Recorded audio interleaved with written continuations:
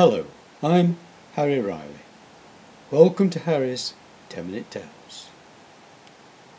This is called a spiritual experience, or deja vu, and is for anyone with the slightest interest in the unknown.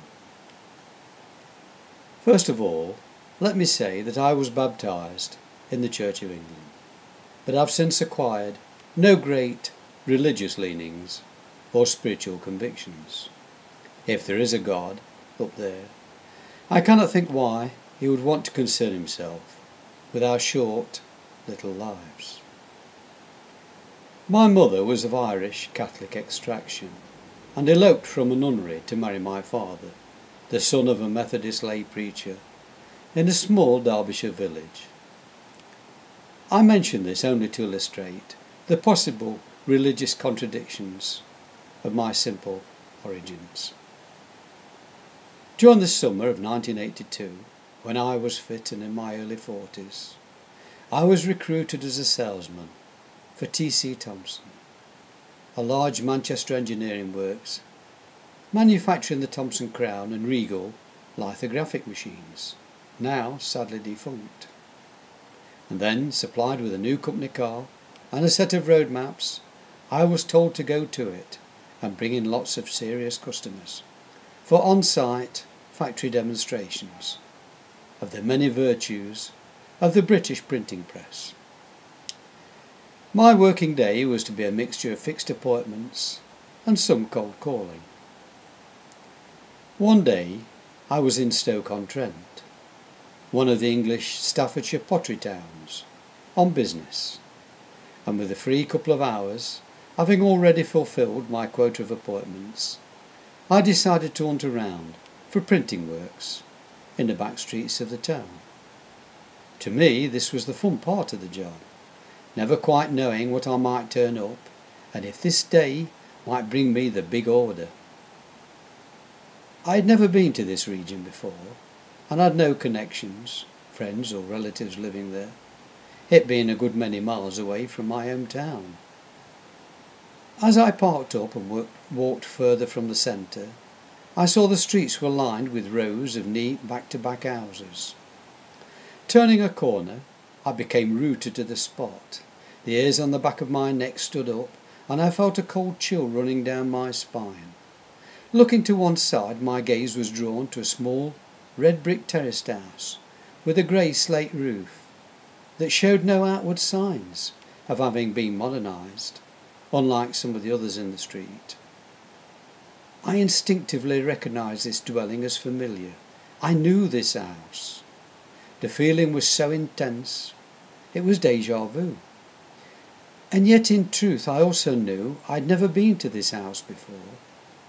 The building was so welcoming that I had the strongest urge to open the plain front door and walk right in. I had to literally drag myself away. This false memory, weird experience, hallucination, call it what you will, has lived with me since then. I hasten to add, I am not of a nervous or excitable disposition, and have never returned to that spot.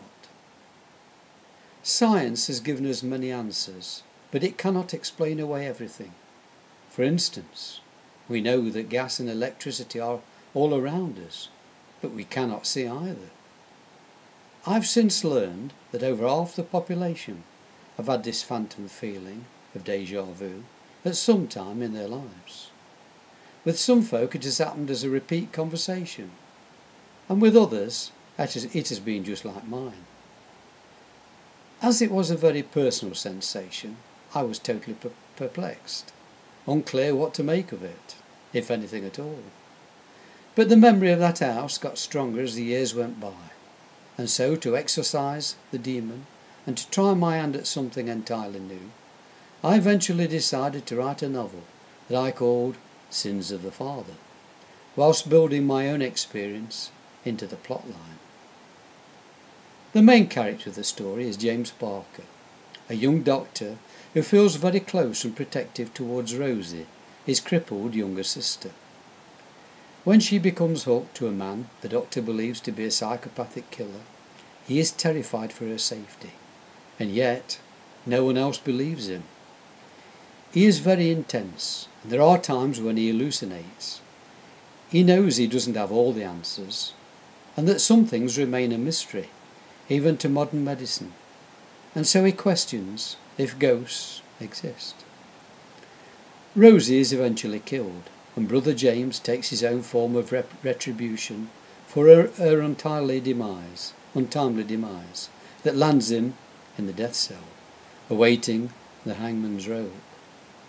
It is then that he seriously considers the merits of spiritualism, as Madame Gloria, a psychic medium and relative of his cell guard, smuggles a note into the prison stating he will not hang.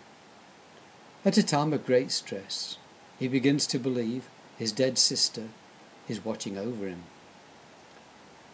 I've just finished writing an anthology of short mystery and ghost stories called Captain Damnation and Other Strange Tales, exploring the paranormal theme in many different ways, suggesting ghosts or spectres really do exist, if only in our minds. This book will be released for paperback publication on the 28th of May 2010 by Numa Springs. Bye for now.